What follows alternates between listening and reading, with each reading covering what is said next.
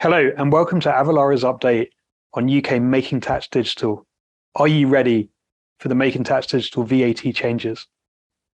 I'm Alex Baulf, Senior Director for Global Indirect Tax at Avalara. And in today's webinar, I'm going to provide a brief update on recent changes in relation to Making Tax Digital, a recap on the main requirements, and why it's imperative for businesses to act now and be compliant under Making Tax Digital.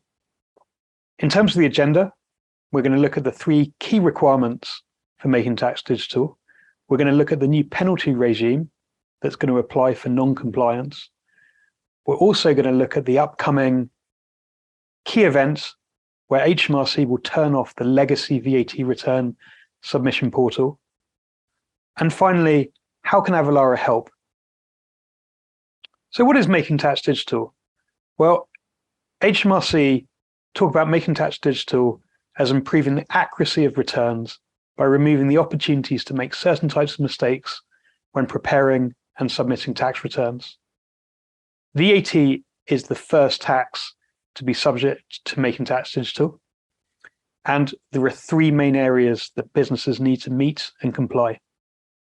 So the three areas are: one, digital records; two, having compatible software to file VAT returns using an API link; and three, having digital links in place for the end-to-end UK VAT compliance process. So firstly, looking at digital records, what does this mean? Well, at first sight, this doesn't look to be a major change for most businesses. You need to keep and preserve certain records and accounts for UK VAT purposes. These records need to be kept digitally within what HMRC term functional compatible software, and they need to be a complete set of records. Some of the data and records can be held in different systems, as long as there are digital links between these different systems, and I'm going to talk about digital links a bit later on. And the data that needs to be retained and stored is in effect transactional information, the information that you'd see on an invoice. So this relates to all supplies made and received by the business, including the time of supply, so the tax point when VAT is due, the value of the supply, which is the net value of the supply, excluding VAT, and then the rate of VAT that is charged or has been charged. And that includes all the different rates and liabilities. So having granularity around the standard rate, the reduced rate, the zero rate, exemptions, and supplies that are outside the scope of UK VAT. The correct treatment needs to be recorded on each transaction, so that's both on the AR side and the AP side, the sales side and the purchase side. Some tricky areas here for businesses that we've encountered include the reverse charge, where businesses need to self-assess, self-account for VAT on services that have been imported from overseas suppliers, as well as making adjustments, because under Making Tax Digital, the aim is not to have adjustments. You can't just make an adjustment on an Excel spreadsheet when you file the return. Any adjustments need to be recorded within your software, in effect correcting the original transaction and record. The second main requirement is the use of functional compatible software. In effect, this means software that is able to file your VAT return to HMRC via an API link. So what does this mean for businesses? Well, businesses can no longer simply complete their VAT return on the screen on HMRC's website and portal by typing in the 9 individual VAT return box figures. Instead, the VAT return needs to be submitted via an API link through software or through bridging software, for example, through an Excel spreadsheet using bridging software. HMRC will therefore receive the VAT return data, just the 9 boxes, and they will then provide confirmation of that receipt and send that back to the software and the taxpayer. And then finally, the third requirement, and this is probably the most complex, is around digital links. So there is now a requirement to demonstrate clear digital links between the underlying digital records, So that first requirement, and the final VAT return that is submitted via an API link, the second requirement. So this really brings the two together and in effect is saying there needs to be a clear digital audit trail between the two. So a digital audit trail in relation to the movement or modification of any of the data, the tax, the transactional information that you're storing, all the way through to that VAT return being prepared and submitted. So what is a digital link? Well, a digital link can include an XML, CSV import and export, the uploading or downloading of files, automated data transfer through an API, all the way through to simply linking cells in a spreadsheet through macros or formulas. But what isn't a digital link? And I think that's really the key question here. And HMRC have been very clear. Under Making Tax Digital, so going forward, you are not allowed to copy and paste or cut and paste. You are no longer allowed to retype data into a spreadsheet, retype data into your records. The VAT return needs to be linked to the underlying records, and any change, movement, modification needs to be through digital links. You can't just move numbers around a spreadsheet through copy and paste. So for a lot of businesses that currently rely on spreadsheets, that's a big change. And if people haven't moved away from spreadsheets yet, maybe Making Tax Digital is going to be that big catalyst event to actually upgrade. So the new rules for Making Tax Digital have been in place for over a year now. They were initially delayed, and phase 2 of Making Tax Digital came in last year from the 1st of April 2021.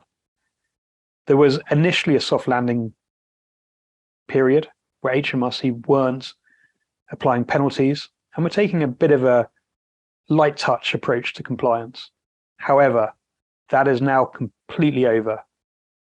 From the 1st of April this year, 2022, every single business that is registered for VAT in the UK, whether they're a UK business, a non-resident foreign business, whether they're registered on a voluntary basis, or they're a large enterprise, regardless of the size or location of the business or the reason for the VAT registration, every single business now needs to comply with Making Tax Digital. It is the only way. There is one way to comply. And in fact, notwithstanding that these rules have already been in place, HMRC are now removing the alternative way to file, the legacy approach. A business could log on to its HMRC portal and file the return that way. However, from the 1st of November 2022, HMRC have confirmed they will close that option. That will no longer be an option for businesses to file. So any business that hasn't transitioned over to Making Tax Digital, that they haven't signed up with HMRC for Making Tax Digital, or MTD as it's known, and aren't using or don't have access to functional compatible software that enables the VAT return to be filed via API, they will no longer be able to file the VAT return. And that puts all of those businesses at risk of penalties and non-compliance. So talking about penalties, what are the penalties? Well, HMRC are bringing in a brand new penalty regime from next year in relation to Making Tax Digital. And the penalties are, in fact, there are distinct penalties for each individual requirement that you fail to meet.